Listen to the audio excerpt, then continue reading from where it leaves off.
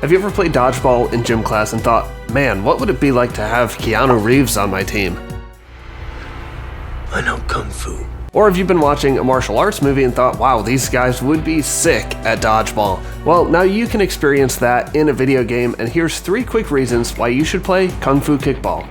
Hey guys, it's Cody with Indie Game Pulse. If you want to find the newest and best indie games and hear genuine reviews from an indie game fanatic like yourself, click subscribe and the notification bell to make sure you don't miss another video. Reason number 1 is the fun, momentum-based gameplay. The goal of each game is to kick, punch, or headbutt the ball into your opponent's bell in order to score the most points within 3 minutes. You can also injure your opponents too, even by hitting the ball powerfully at them, which is a funny addition. Your character takes a second or two to reach full running speed while on the ground, and he carries that momentum when you jump too. So it takes a bit of time to get a firm grasp of how each character moves and jumps, and then how to hit the ball where you want it while on the move. But let me tell you, as frustrating as it may be to hit the ball when you boot up the game for the first time, it is so satisfying when you learn to do it, along with the different punches, kicks, and power-ups. The jumps, which are controlled by how long you hold the jump button, can send you soaring through the air just like in your favorite kung fu movies. And the impact of each kick and punch, whether hitting the ball or an opponent, is animated really nicely. There's also a nice teleport/dash move, which can be used to quickly cover ground and get on the opposite side of the ball even just in the nick of time. And this can even be used to glitch through solid surfaces. Even though there are relatively few controls in the game, it feels like a lot to master and it is very rewarding.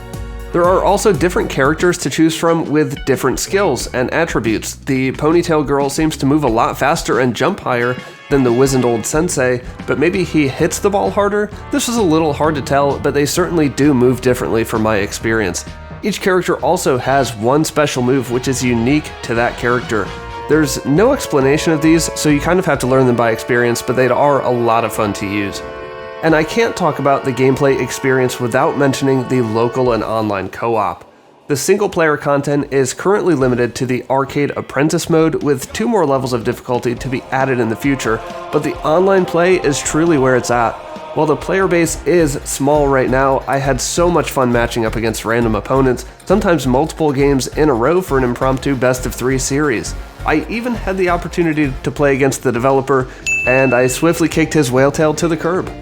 In all seriousness, I spoke to the developer and he confirmed that when KungFu Kickball is released in 1.0 later this summer, possibly in July or August, onto all consoles, that crossplay will be included.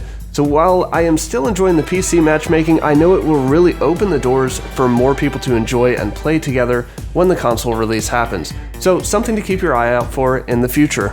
Reason number 2 is the variety of maps with colorful artwork.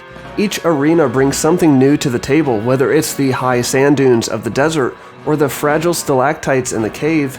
There is something unique about each map, along with each having their own unique terrain too. Some arenas, like the desert, also introduce environmental aspects like a sandstorm to help or hinder the players, and it's a really nice touch. Each arena you play in takes a different level of strategy too, whether it be kicking high over the dunes, or rolling the ball up the floor of the cave, or avoiding the many terraced roofs and structures in the city setting. There's a lot to learn and discover in regards to the maps, and I really enjoyed that aspect. I also enjoyed the cartoony art style for all the characters, of which there are currently 4 unlocked at the beginning of the game, with 1 additional character unlocked after you complete the apprentice set of matches in arcade mode. And reason number 3 is the thematic soundtrack. While I don't know much about identifying instruments and soundtracks, I can tell you that from the moment you open the main menu, you'll feel like you're in a somber training session like in The Karate Kid or Ip Man, and the tracks just continue to deliver bangers from there. The Temple Arena theme is very fast-paced, with some saxophone and jazz vibes, and even the character select screen has its own theme, filled with funky bass guitar and twangy electric guitar riffs.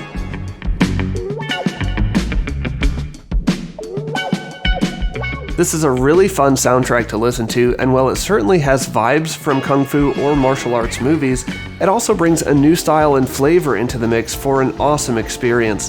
The soundtrack composer, John Fio, has the first 4 tracks available to preview on Bandcamp, and I'll leave that link in the description. That's gonna do it, guys. Thank you very much to my 576 subscribers for your support, and I look forward to getting to know more of you soon. For more top indie game countdowns and reviews, check out the videos on your screen now, and I'll see you on the other side.